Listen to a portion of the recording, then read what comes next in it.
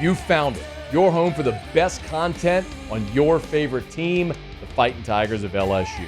Do us a favor, subscribe to the channel, leave your comments below, and be sure to smash that like button.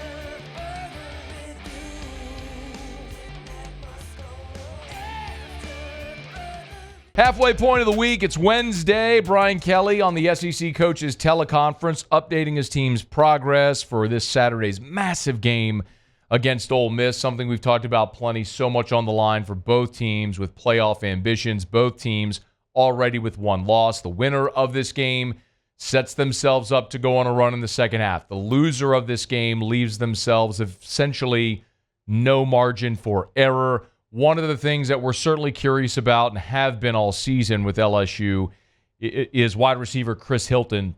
He dressed for UCLA, didn't play, thought he was going to be a go against South Alabama, didn't dress. Now that you've had the open date, what's the latest? Here was Brian Kelly on Wednesday.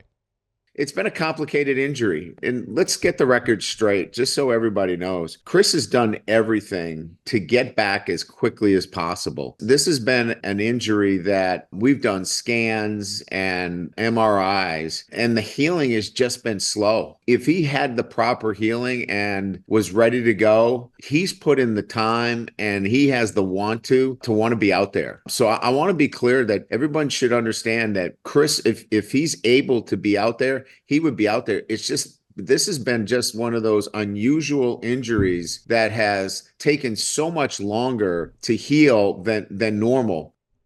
So unfortunate too, and there's two primary reasons. Number one, it's for the player. I mean, we all know Chris Hilton, right? I mean, we watched him from the time he was a sophomore at Zachary, catching that game-winning touchdown pass in the Dome to beat West Monroe in the state championship, and you knew that kid was special. And then he goes on to be a 5-star, signs with LSU, has 3 surgeries during his time in Baton Rouge. He's waited his turn. He was so good in fall camp. And then that last Saturday of fall camp, here he comes with the bone bruise on a play that I've described for you. I could see it as crystal clear in my head today as when it happened, exactly where on the practice field he was. He went through contact in a 7-on-7 drill. It was Jordan Allen on the coverage, and Hilton made a beautiful touchdown catch, front left corner of the end zone, right inside the pylon. And I guess he just landed awkwardly and had that bone bruise on the foot. And it's just lingered now to a point where he's missed 5 games of his 4th year. You know, a guy who waited his turn and like missing when you practice so much, you practice to be able to play in the games, and when you miss any time, it stinks. And here's a guy in his 4th year, it was finally his turn, waiting behind guys like Malik Neighbors and Brian Thomas and Kyron Lacey, and it was his turn to have a great year, and he's battled this injury now. But looks like they might be close to getting him back. That's one part. Like, you want it for Chris Hilton. You want him to have this opportunity to go play and be with his team and help the team win. That's the other part, is the value to the offense. And it's something we've talked about a lot. And listen, don't just let me tell you. I want to remind you, this is what Brian Kelly said. This was August the 14th. So you are late in camp at this point. Remember, the last week of August is game week leading up to the game on September 1st against USC. So that prior week was the final week of fall camp. So this was going into the last week of fall camp. Brian Kelly said this about Chris Hilton. I expect him to have a really good season for us. You know, he's a deep ball threat, but, you know, he's shown a proficiency in terms of his route running. He's gotten better since even preseason camp. You know, I thought he left a couple of balls out there where he needed to come back and be a defender on a couple of routes. I think that learning curve for him is real, and he's getting better each and every day. But I think he's going to be a real impact player for us this year. Real impact player, and you haven't had him. And he is that guy who provides the stretch the field, the vertical dimension of your passing game, the thing that Brian Thomas Jr. gave you a season ago, the thing, if you want a different analogy, that Rashid Shaheed gives the Saints. Like, don't lose a step on that guy because he's going to get behind your safety, and then it's changed the scoreboard time. Like, for comparison, in his career, Chris Hilton averages nearly 19 yards per reception. Like, every time he catches a pass, it's 20 yards. I mean, he is that type of potential. For comparison, Kyron Lacey this year's at 14.1. Aaron Anderson's at 13.7.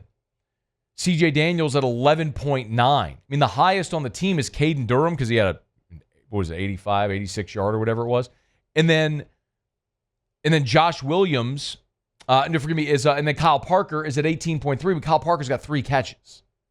Obviously had the big, deep touchdown, the 45-yard touchdown reception. So, point is, you need Hilton's dimension in this offense as well, as good as they are.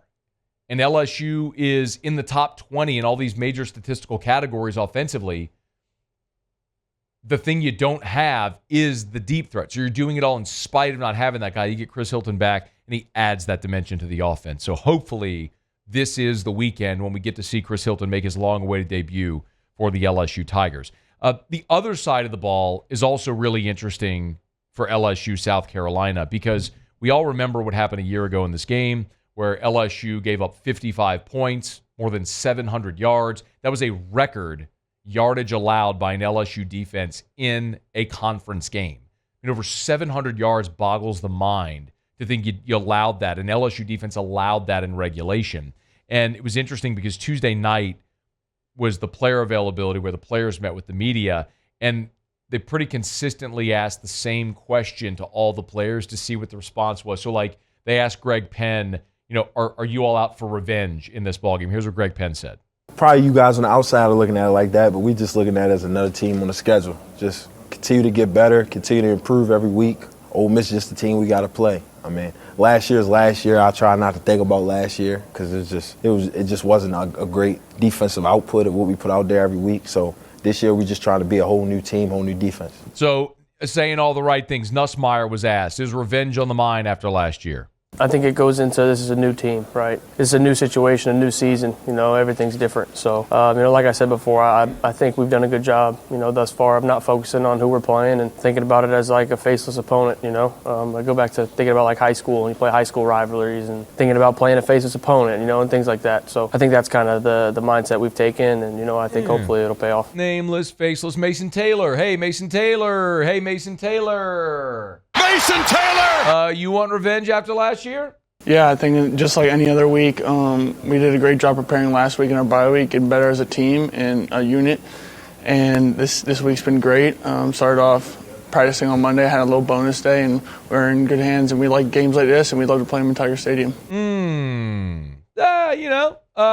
the way, Savion Jones. Hey, Savion Jones.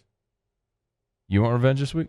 Yeah, I definitely feel that way, especially I'm sure all the fans know that we out for revenge and, what happened to us last year, how they stormed the field and stuff like that. So I feel like not only just the players, but like the fans are excited to have that rematch. Yeah, when the 6'6", 280-pound defensive end is asked the question, he ain't going to hide from the answer. Hell yeah, bro.